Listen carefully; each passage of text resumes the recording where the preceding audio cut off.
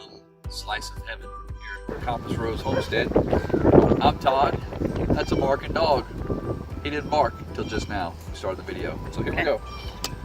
So one of the things that we do as part of our homestead is that we like to reuse, recycle, upcycle the dog.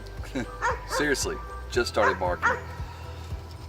Anyhow, if you take a look around, you know, some people say junk, one man's junk is another man's treasure. Well, today we took somebody's junk, which is an old worn out pond, one old goldfish pond, but it was just the ring. They cut the bottom out of it. So we put it on the hillside here and dug down around it so that it would be level.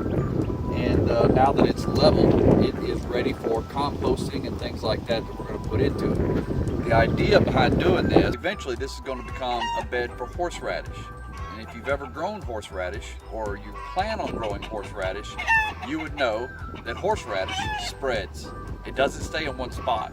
And once it's in the ground, it will take over.